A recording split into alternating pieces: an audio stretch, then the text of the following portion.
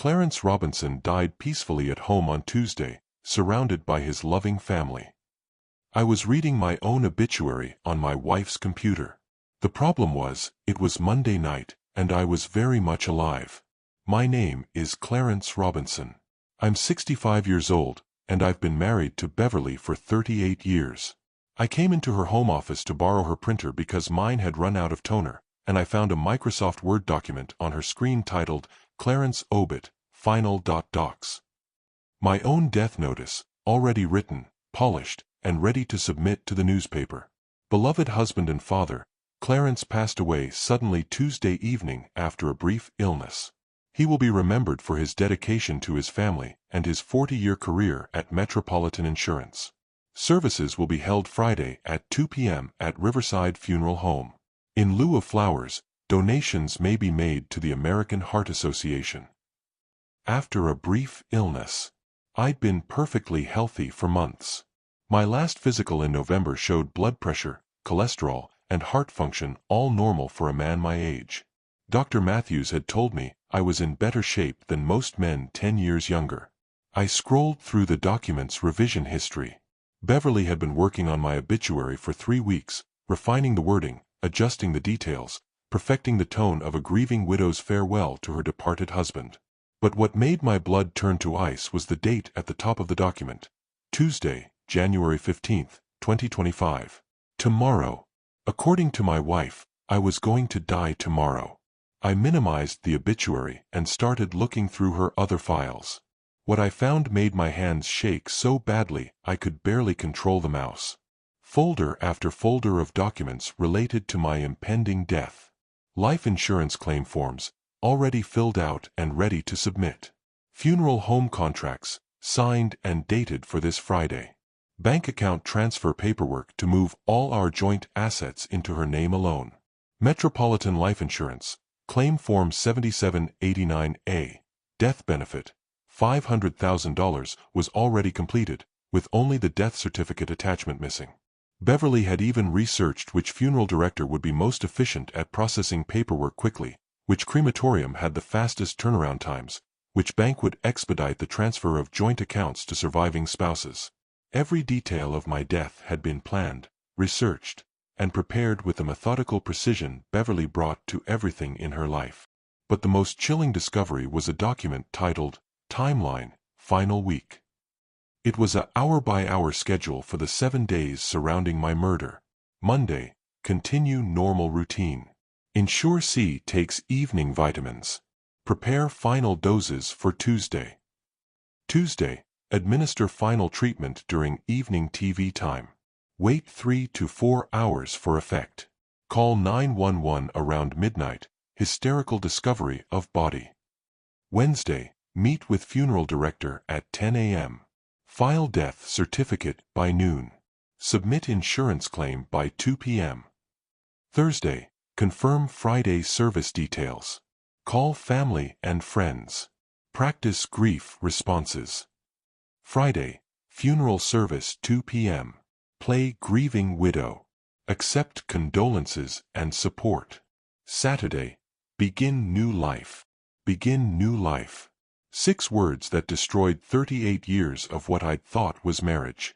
I heard Beverly's footsteps coming down the hallway toward the office, and I quickly closed all the documents, pretending to fiddle with the printer settings. But my mind was racing, trying to process what I'd just discovered. My wife of 38 years wasn't just planning for my eventual death. She was planning to cause it. Tomorrow. And she'd been preparing for this moment for months, maybe years, with the same attention to detail she'd brought to planning our wedding, buying our house, and managing our finances throughout our entire marriage. Beverly walked into the office wearing her nightgown, looking like the caring wife she'd pretended to be for nearly 4 decades. Having trouble with the printer, honey? Yeah, it's out of toner. Thought I'd use yours to print some insurance documents for work. Of course. Are you coming to bed soon? You've been working such long hours lately. Working such long hours. In 12 hours, according to her timeline, I'd be dead. I'll be up in a few minutes. Just need to finish printing these forms. Beverly kissed my forehead, the kiss of Judas, and headed back to our bedroom to sleep peacefully next to the man she was planning to murder in less than 24 hours. I sat there in her office, surrounded by the evidence of her betrayal, trying to understand how the woman I'd loved and trusted for 38 years could plan my death with such cold calculation. But as I thought back over our life together, the signs had been there all along. I'd just been too blind, too trusting, too grateful for her competence to see what was really happening. Beverly hadn't been building a life with me. She'd been building a life for me, and now she was ready to collect the final dividend. Let me take you back to 1986, when this nightmare began, though I had no idea I was dating a future killer. I was 27 years old, working as an underwriter at Metropolitan Insurance, and Beverly Martinez was the most impressive woman I'd ever met. She was 25, working in the claims department, with a reputation for being absolutely relentless when it came to investigating suspicious claims. Beverly could spot insurance fraud from a mile away, and she had an encyclopedic knowledge of how people tried to cheat the system. The key to catching fraud, she'd tell anyone who'd listen, is understanding how people think when they're trying to steal money. You have to think like a criminal to catch criminals. She was beautiful, brilliant, and completely dedicated to her work. Beverly would stay late every night, poring over claim files, looking for inconsistencies, building cases against people who thought they could outsmart the insurance company. Most people are idiots when they try to commit fraud, she'd say over coffee in the break room. They leave obvious clues, they tell contradictory stories, they get greedy and ask for too much money. But the really dangerous ones are the ones who plan everything perfectly. I was fascinated by her expertise, her confidence, her ability to see through deception that fooled everyone else. When Beverly explained how insurance scams worked, it was like getting a masterclass in criminal psychology. The perfect insurance murder, she said during one of our early dates, would be completely undetectable. It would look like natural causes, happen at a believable time, and be carried out by someone who appears to be a loving, grieving spouse. She was teaching me how she would eventually try to kill me, and I thought it was just interesting conversation. We dated for 2 years before getting married in 1988. Beverly wanted a small ceremony, just immediate family, nothing elaborate or expensive. Weddings are a waste of money, she said. I'd rather spend our resources building a secure future together. A secure future. For Beverly, that meant a future where she'd eventually inherit everything I'd worked for. The early years of our marriage were everything I'd hoped for. Beverly was an ideal wife, organized, efficient, supportive of my career, and completely committed to building what I thought was our shared life together. She handled all our finances from the beginning, and I was grateful to have someone so competent managing our money. Beverly set up our savings accounts, our investment portfolio, our insurance policies, our retirement planning. You focus on earning money, she'd say. I'll focus on protecting it and making it grow. What I didn't understand was that Beverly was protecting and growing money that she intended to inherit sooner rather than later. By 1990, we'd bought our first house, a 3-bedroom colonial in a good neighborhood. Beverly had researched every aspect of the purchase: the neighborhood demographics, the property values, the insurance requirements, the resale potential. I want to make sure we're making a smart investment, she'd explain. This house needs to serve our needs both now and in the future. The future. Beverly was always thinking about the future, always planning ahead, always preparing for scenarios I never considered. We tried to have children for several years, but Beverly couldn't conceive. The doctors couldn't find anything specifically wrong with either of us, but month after month, year after year, no pregnancy occurred. Maybe it's just not meant to be, Beverly said after our 5th year of trying. Maybe we're meant to focus on each other, build a different kind of life. I was disappointed, but Beverly seemed almost relieved.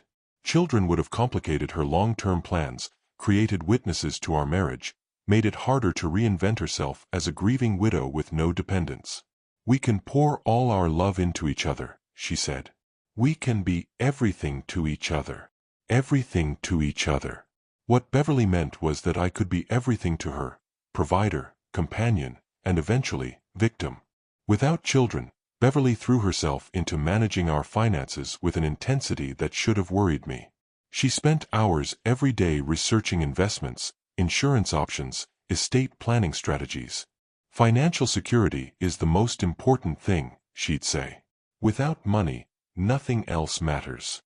Money. Everything always came back to money with Beverly, though she disguised it as practical concern for our future. By 1995, Beverly had been promoted to Senior Claims Adjuster, a position that gave her unprecedented access to information about how life insurance investigations worked. She spent her days reviewing suspicious death claims, learning exactly what evidence insurance companies looked for when determining whether to pay benefits or launch fraud investigations. "You learn so much about human nature in this job," she'd tell me over dinner.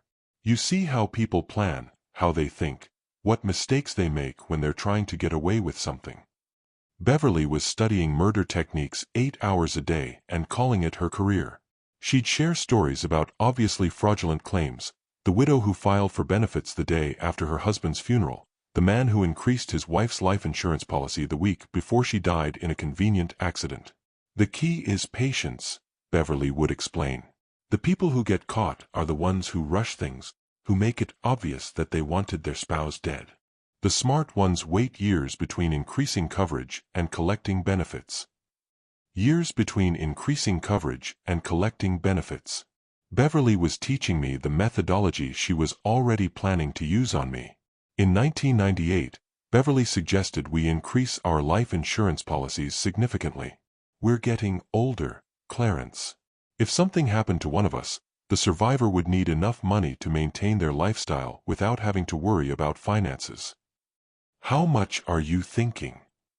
"Well, the house will be worth more in 10 years, living expenses keep going up, and we'll need to consider healthcare costs as we age. I think $300,000 each would be reasonable." $300,000 seemed like a lot of money, but Beverly's reasoning made sense. We were both working in the insurance industry, so we understood the importance of adequate coverage better than most people. What I didn't realize was that Beverly was already calculating how much money she'd need to live comfortably after murdering me. The insurance applications required medical exams, and Beverly made sure we both passed with flying colors.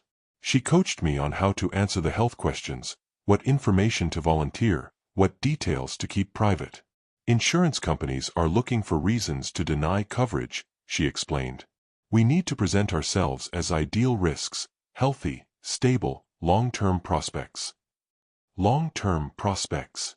Beverly was thinking about how long she'd need to wait before killing me to avoid suspicion. In 2000, Beverly started working from home more often, handling claims remotely and building up even more expertise in life insurance investigations. "Working from home gives me more time to really dig into complex cases," she'd explain. "I can focus without office distractions." What Beverly was really doing was researching methods of undetectable murder from the comfort of our living room. She became fascinated with cases involving digitalis poisoning, insulin overdoses, and other methods that could cause death while mimicking natural heart attacks or strokes. "It's amazing how creative people get when they're trying to kill someone," she'd say, showing me case files. "But they almost always make mistakes that give them away." Beverly was studying other people's mistakes so she wouldn't repeat them when she decided to kill me. In 2002, she suggested we increase our life insurance coverage again. "Property values have gone up, inflation is eating away at the value of money, and we're not getting any younger. I think $500,000 each would be more realistic now." $500,000. Beverly's calculations were getting more sophisticated as her plans became more concrete. Again, her logic seemed sound, and I trusted her expertise completely. She handled the applications, the medical exams, the underwriting process. All I had to do was sign the papers and pay the premiums. But what I didn't know was that Beverly was also researching my family medical history, looking for conditions that would make my eventual death seem believable and natural. "Your father died of a heart attack at 62, she'd remind me regularly. "Your uncle had that stroke at 58. Heart disease runs in your family, Clarence." Beverly wasn't expressing concern about my health. She was building a medical narrative that would support her murder plot. By 2005, Beverly had started paying more attention to my daily habits, my stress levels, my health complaints. She'd ask detailed questions about how I felt after work, whether I'd experienced any chest pains or shortness of breath, if I'd been having headaches or dizzy spells. "I worry about you working so hard," she'd say. "Men your age need to be careful about stress-related health problems." But her questions felt more like medical surveillance than spousal concern. Beverly was establishing a baseline of my health so she could document any changes that might support a narrative of declining health before my death. In 2007, when I turned 48, Beverly insisted I get a complete physical. "I want to make sure you're healthy," she said. "Prevention is so much cheaper than treatment." The doctor said I was in excellent shape for my age. Blood pressure normal, cholesterol good, heart strong, no signs of diabetes or other chronic conditions. Beverly seemed disappointed with the results. "That's wonderful news," she said, but her tone suggested otherwise. "Though you can never be too careful. Sometimes these conditions develop suddenly." Suddenly. Like the sudden heart attack Beverly was already planning to cause. That same year, Beverly started researching estate planning and probate law with the same intensity she'd brought to studying insurance fraud. "We need to make sure our affairs are in order," she announced. "If something happened to one of us, the survivor shouldn't have to deal with complicated legal processes while they're grieving." She arranged for us to meet with lawyers and financial advisors, setting up wills and trusts that would transfer all our assets to the surviving spouse with minimal delay or legal complications. "This way, when the time comes, everything will be automatic," Beverly explained. "No probate court, no contested wills, no delays in accessing money." Beverly was engineering a system that would give her immediate access to our combined wealth the moment I died.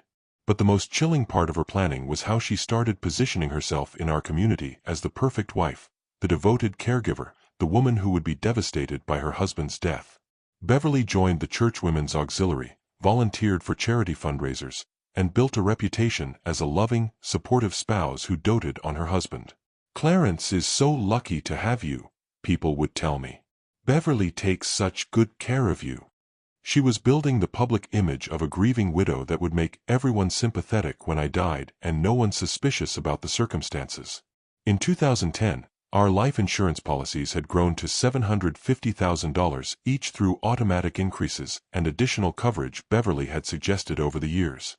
"We want to make sure we keep up with inflation," she'd say whenever proposing another increase. "The cost of everything keeps going up." But Beverly had also started talking about my health more frequently, pointing out signs of aging and stress that she claimed to notice. "You're working too hard, Clarence. Men your age need to be careful about burnout and stress-related health problems." I was 51 then, in good health and happy with my career, but Beverly began pointing out articles about men dying young from heart attacks, strokes, and other stress-related conditions.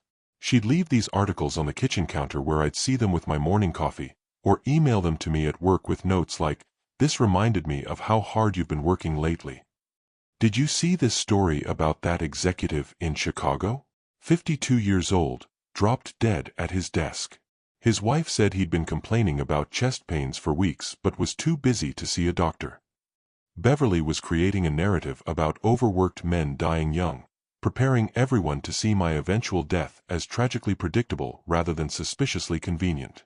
In 2012, Beverly retired early at age 50, claiming she wanted to focus on taking care of me and enjoying life while we were still young enough to travel.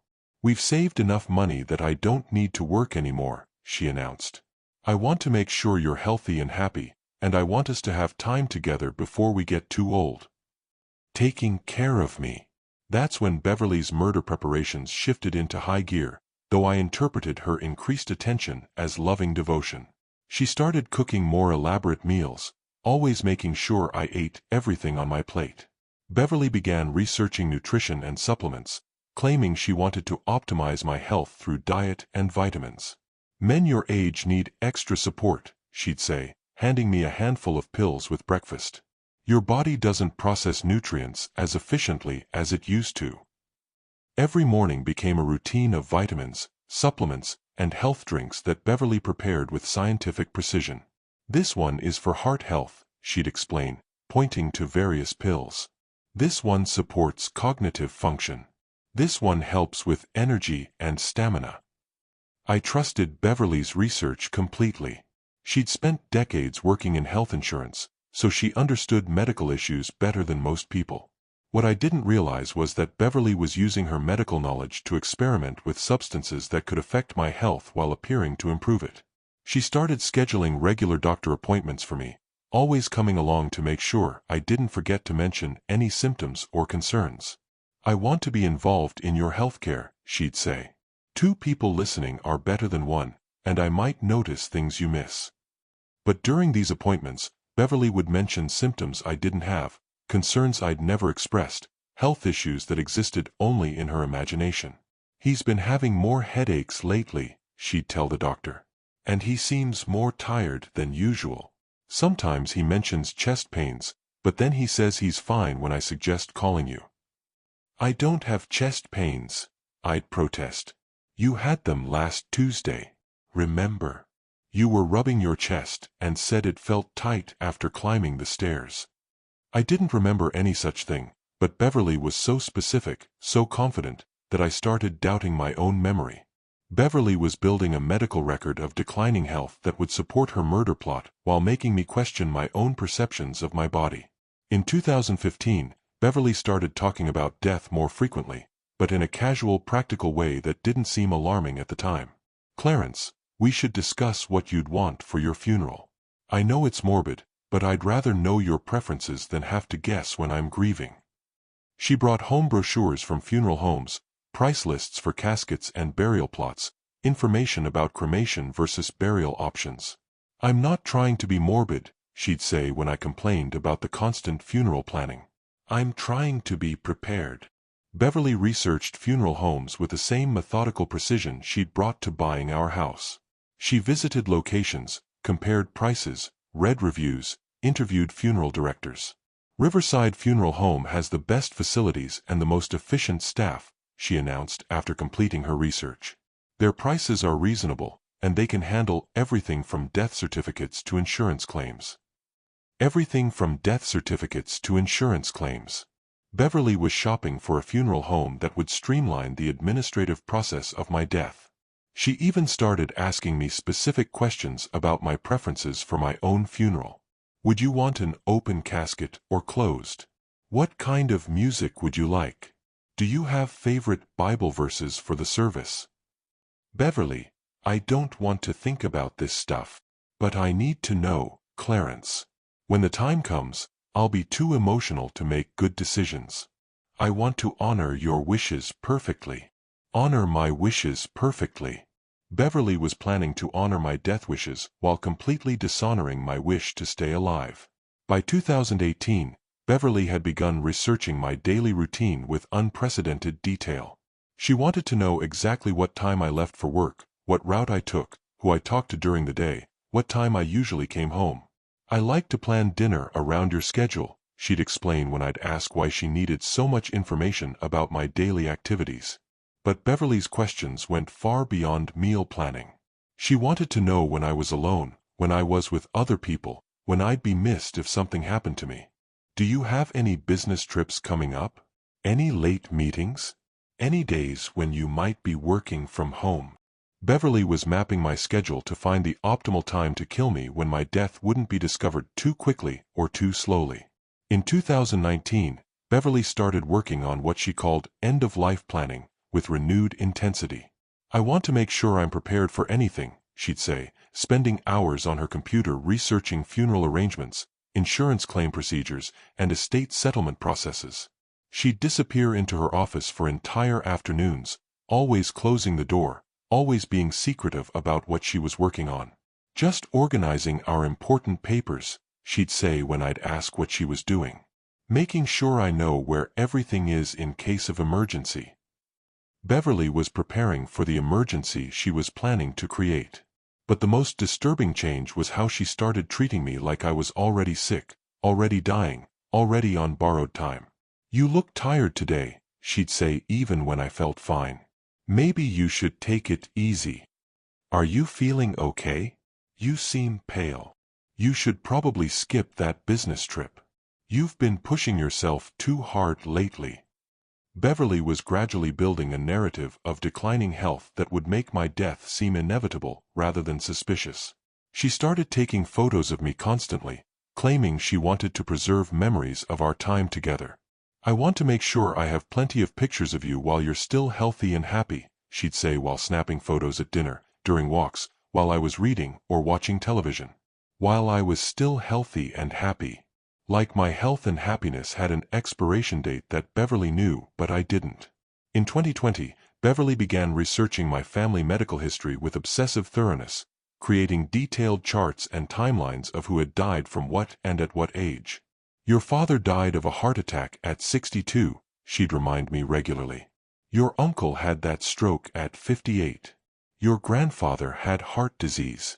It's genetic, Clarence.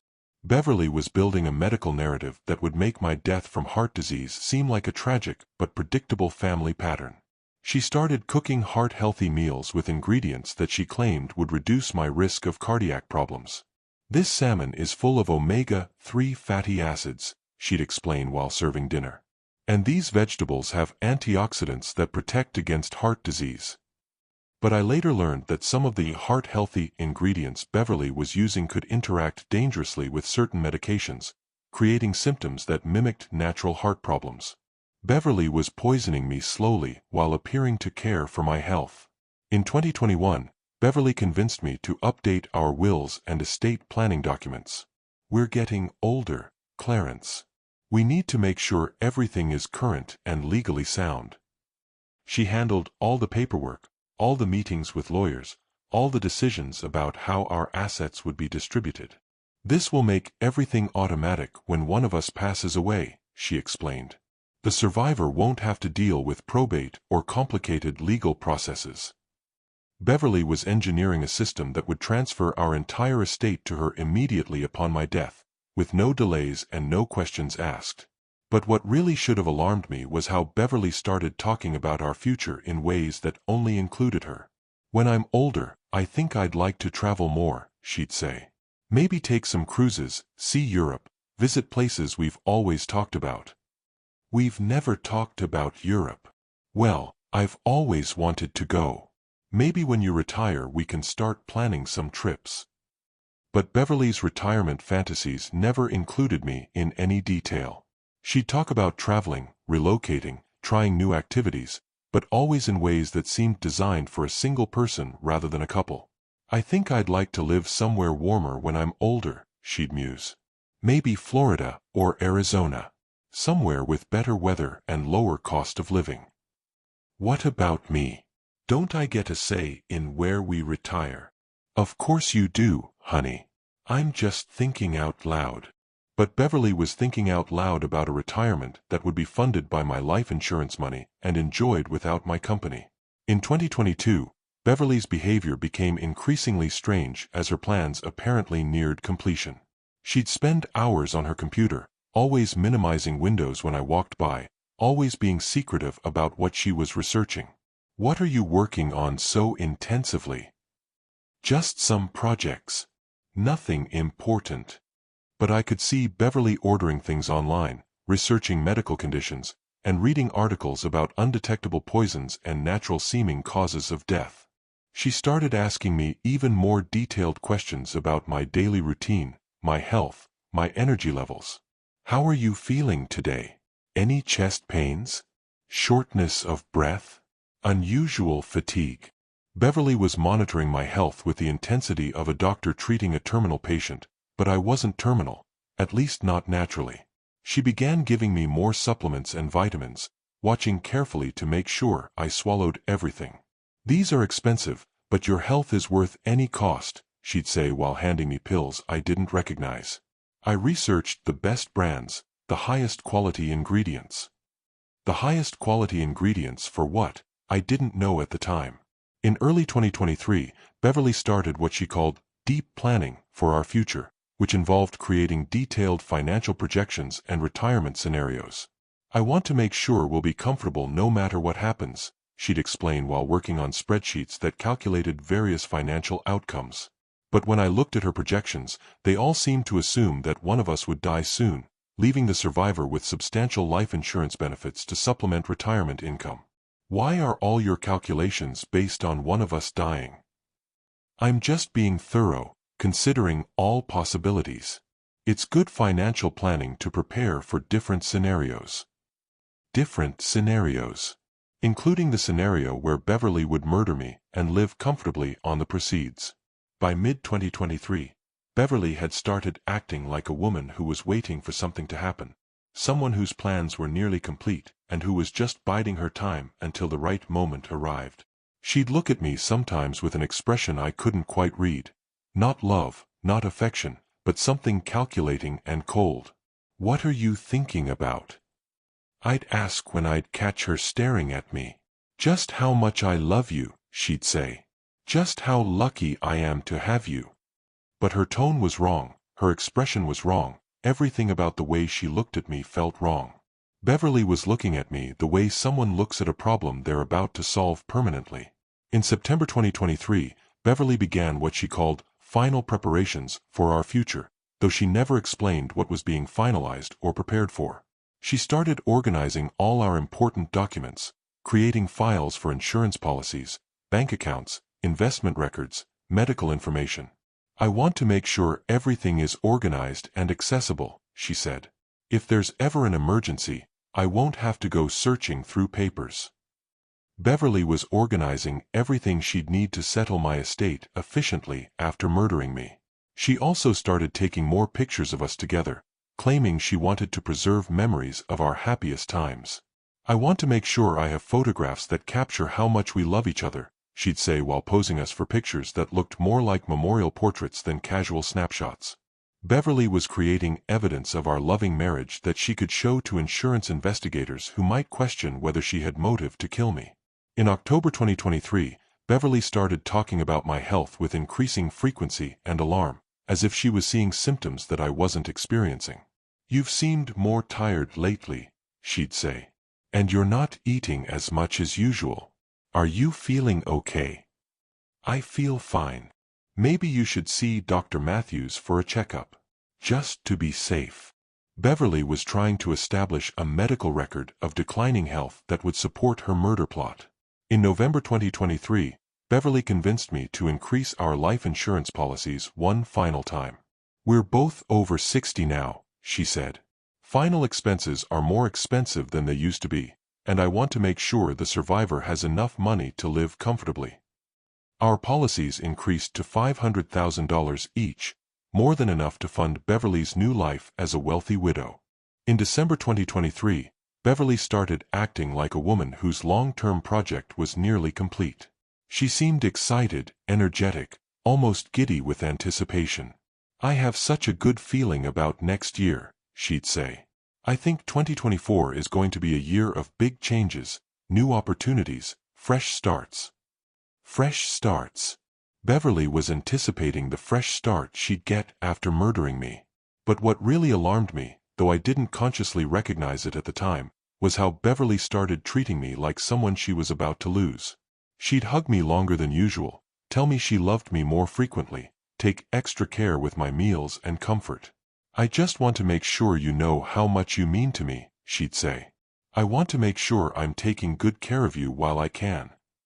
While I can. Like she knew our time together had a definite expiration date. On New Year's Day 2024, Beverly made a resolution that should have terrified me if I'd understood what she meant. "This year, I'm going to stop putting things off," she announced. "I'm going to take action on all the plans I've been making." All the plans she'd been making, including the plan to kill me and start her new life with my insurance money. Now, sitting in Beverly's office on January 14, 2025, reading my own obituary dated for tomorrow, I finally understood what all those years of preparation had been leading to. Beverly had spent nearly 2 decades planning my murder with the patience and precision of a master strategist. She'd increased our life insurance gradually to avoid suspicion. She'd built a public image as a loving wife. She'd documented my declining health to support a narrative of natural death. And tomorrow, according to her timeline, I was going to die of an apparent heart attack that would actually be murder disguised so perfectly that no one would ever suspect the truth. Except Beverly had made one critical mistake in her decades of planning. She'd underestimated her victim. I spent the next few hours going through Beverly's computer files, discovering the full scope of her plans and the shocking level of detail she'd put into preparing for my murder. Beverly had researched dozens of methods for killing someone without leaving evidence. She'd studied cases of successful insurance murders, learning from other killers' mistakes. She'd identified the perfect combination of drugs that would cause cardiac arrest while appearing to be a natural heart attack. Her research folder contained over 200 documents about undetectable poisons, heart attack simulation, and post-mortem toxicology. Beverly had become an expert on murder, studying it with the same intensity she'd once brought to detecting insurance fraud. But the most chilling discovery was her folder labeled After Clarence, a complete blueprint for her new life as a wealthy widow. Beverly had already picked out the condo she wanted to buy with my life insurance money. She'd researched cruise ships and travel packages for single women. She'd even created online dating profiles to use after what she called a respectful mourning period of 6 months. Recent widow, financially secure, looking for companionship and travel partner, read her draft profile. Ready to start the next chapter of my life after losing my beloved husband to heart disease. Beloved husband.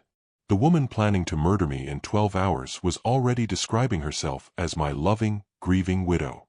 She'd calculated that between my life insurance, our savings, our investments, and the sale of our house, she'd have over $1.2 million to fund her new life. Enough to travel the world, live comfortably without working, and never think about the husband she'd murdered to achieve financial freedom. Beverly had even researched the best places for wealthy single women to relocate, comparing cost of living, social opportunities, and dating prospects for women in their early 60s. All she had to do was kill the man who'd loved and trusted her for 38 years. Her murder plan was flawless in its simplicity. Beverly intended to give me a combination of digitalis and other cardiac medications during my evening routine of watching television. The drugs would take effect slowly, causing what would appear to be a massive heart attack during sleep. She'd call 911 in the early morning hours, hysterical with grief, reporting that she'd found me dead in bed.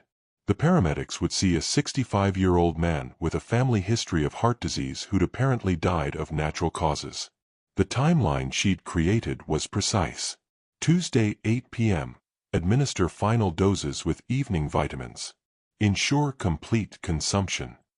Tuesday, 11 p.m. Monitor for initial symptoms. Be supportive and caring. Wednesday, 2 a.m. Call 911.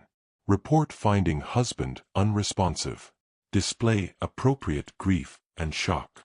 Wednesday, 8 a.m. Meet with funeral director. Arrange immediate cremation to avoid autopsy. Wednesday, 10 a.m. Contact life insurance company. Begin claim process.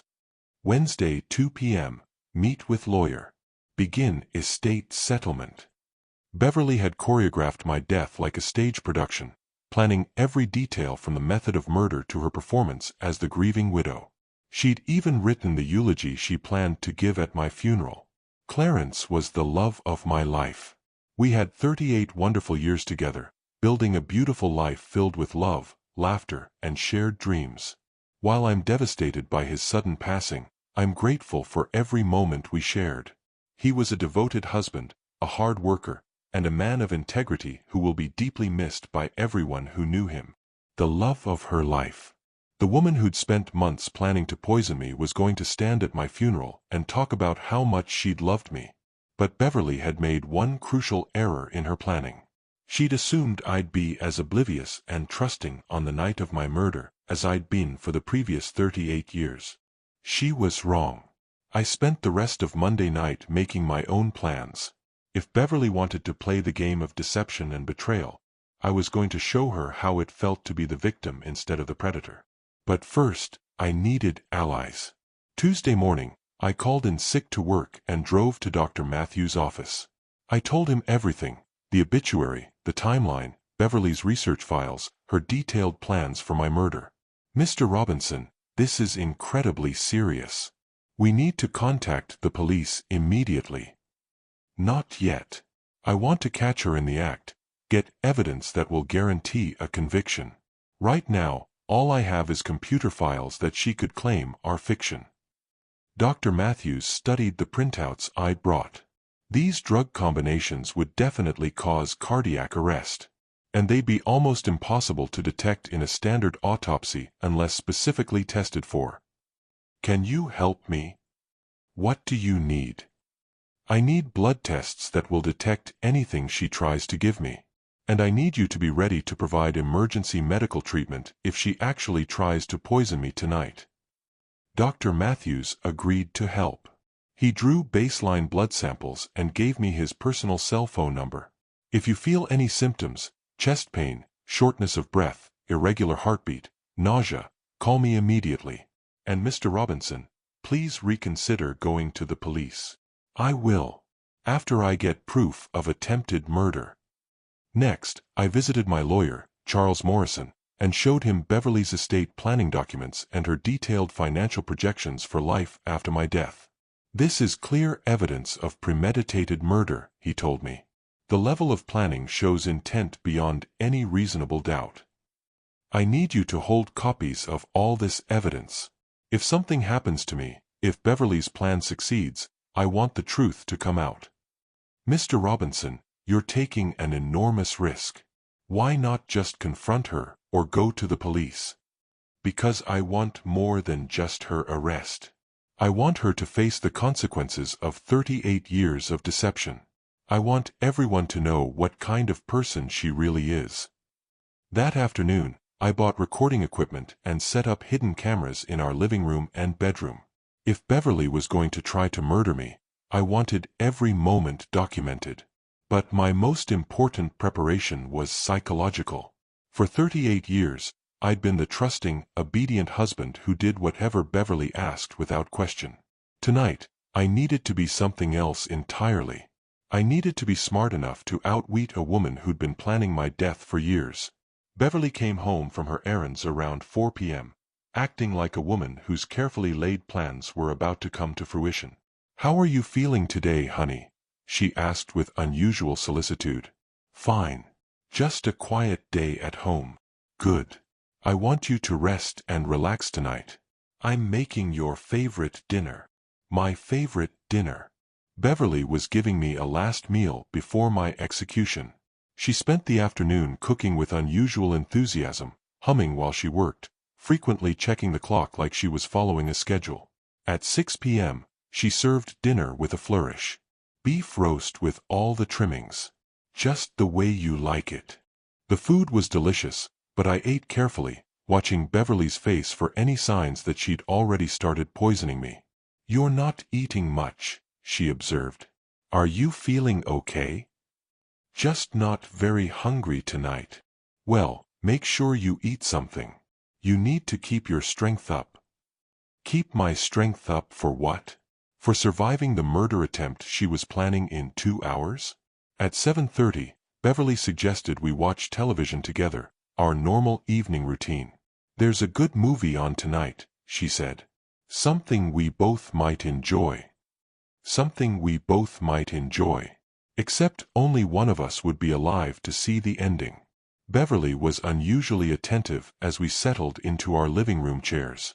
She brought me a glass of water and my usual evening vitamins, plus several pills I didn't recognize. What are the new ones? CoQ10 and magnesium. They're supposed to be excellent for cardiovascular health. I read an article about them yesterday. Cardiovascular health. The irony was suffocating.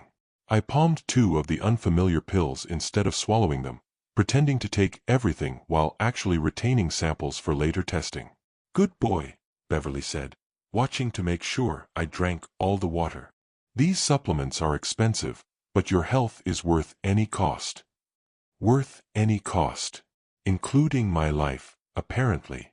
Beverly's behavior over the next hour was unlike anything I'd ever seen from her. She was nervous, excited, constantly checking the time, watching me for signs that the drugs were taking effect. "How are you feeling?" she asked every few minutes. Fine. You look a little pale. Are you sure you're okay? I'm fine, Beverly. But I wasn't fine. One of the pills I'd actually swallowed was making me feel dizzy and nauseous. My heart rate was increasing, and I was starting to sweat. Beverly was poisoning me, just like her timeline had specified. At 9 p.m., she brought me another glass of water and more pills. You forgot to take your blood pressure medication, she said. And I think you should take another magnesium. I swallowed one pill and palmed the other, wanting to experience some effects while maintaining evidence of her murder attempt. The symptoms got worse. Dizziness, nausea, irregular heartbeat, sweating. Whatever Beverly had given me was designed to simulate the early stages of a heart attack. Beverly, I don't feel well. The look of satisfaction that crossed her face was unmistakable. Her plan was working. What's wrong, honey? I feel dizzy, and my chest feels tight.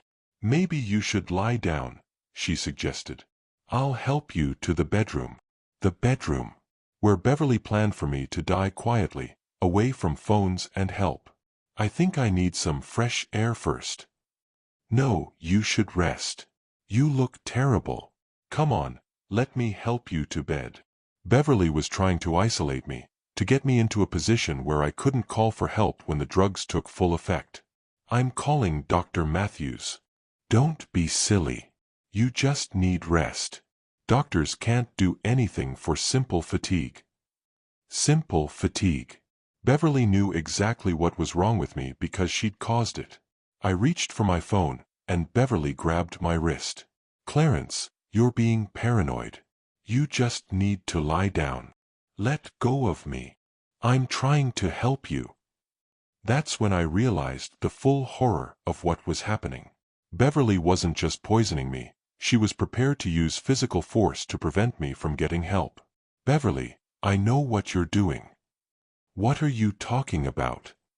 I know about the obituary. I know about your timeline. I know you're trying to kill me. The look of shock on Beverly's face was replaced immediately by cold calculation. Clarence, you're having some kind of breakdown. You're not thinking clearly.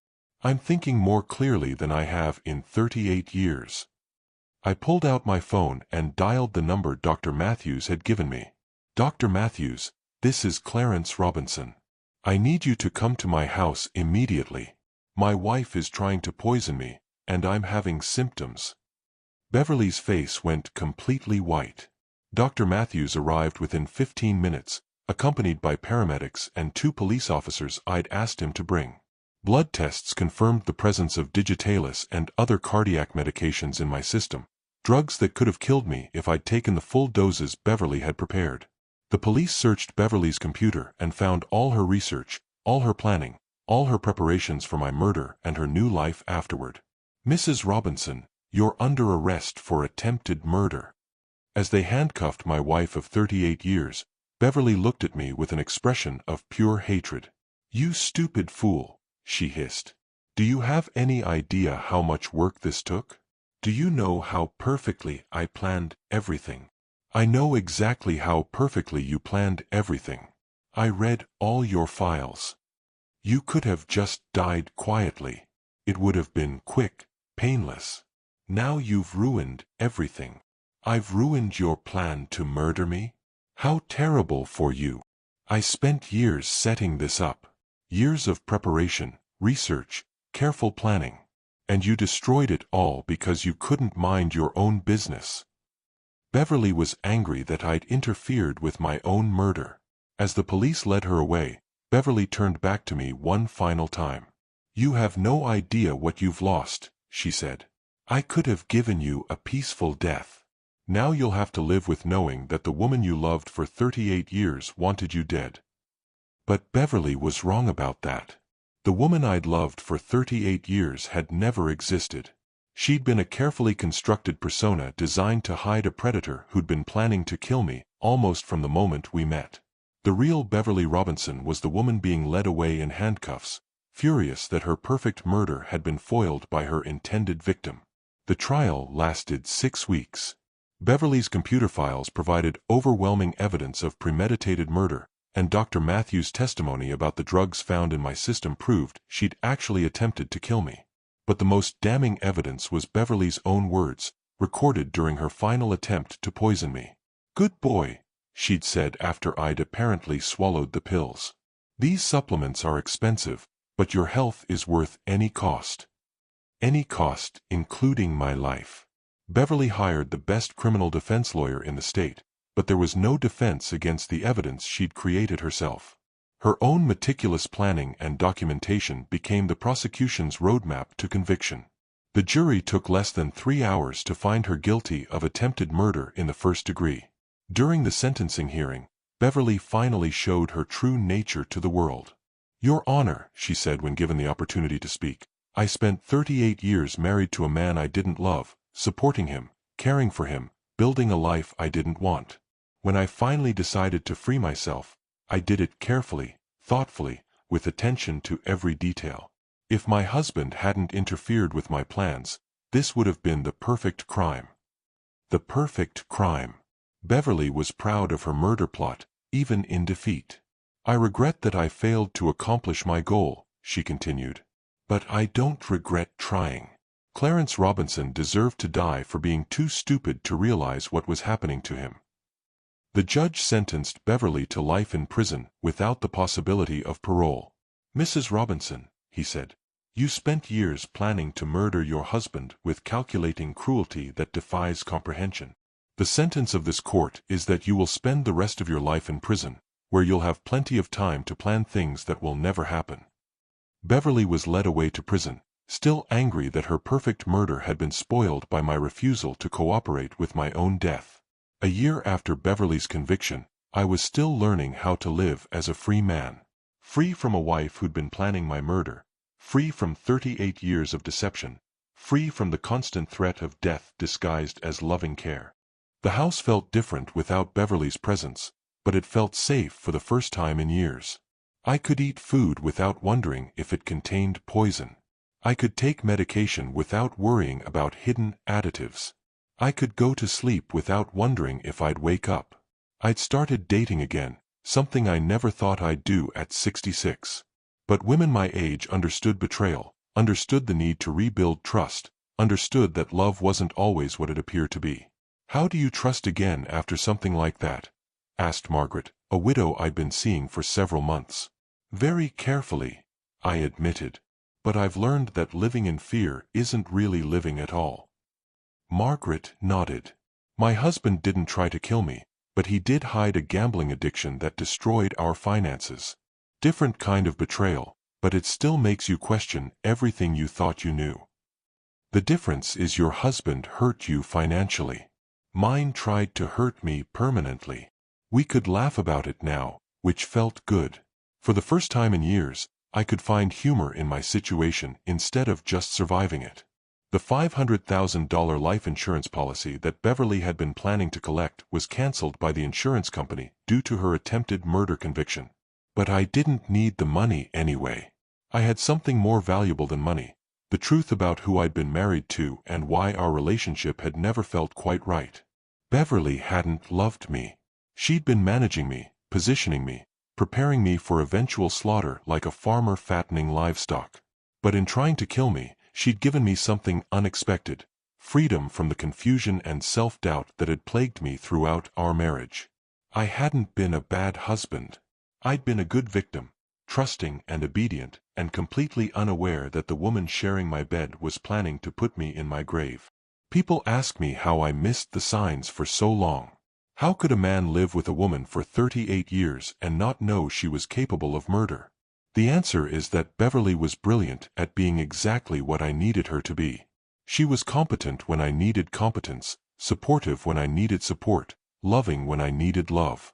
What I didn't understand was that everything Beverly did was strategic, designed to position herself for the eventual payoff when I died and she inherited everything we'd built together. She wasn't building a life with me. She was building a life for me, and I was too grateful for her help to see what was really happening. Beverly's mistake wasn't in the planning or execution of her murder plot. Her mistake was in underestimating the man she'd been preparing to kill. She'd spent so many years managing me, controlling me, manipulating me, that she forgot I was capable of thinking for myself when my life depended on it. When I found my own obituary on her computer, I finally understood what kind of woman I'd been married to and what I needed to do to survive. Beverly had been planning the perfect murder, but I planned the perfect defense. And unlike her plan, mine actually worked. My name is Clarence Robinson. I'm 66 years old, and a year ago I discovered that my wife of 38 years had written my obituary and was planning to make it accurate within 24 hours. She'd researched the perfect method, planned the perfect timeline, and prepared for the perfect new life funded by my death. She had everything planned down to the minute: when I'd die, when she'd discover my body, when she'd file insurance claims, when she'd start dating again. What she didn't plan for was a victim smart enough to read her computer files and brave enough to let her attempt murder while gathering evidence. Beverly is now serving life in prison without parole, and I'm learning to live again at an age when most people think life is winding down. The woman who spent 38 years planning to kill me gave me the greatest gift of all: the truth about who she really was and the freedom to build a real life with someone who actually loves me. Sometimes the person who tries to destroy you ends up saving you from a life that was destroying you slowly. Sometimes surviving attempted murder is the best thing that ever happened to you. Look at your screen right now.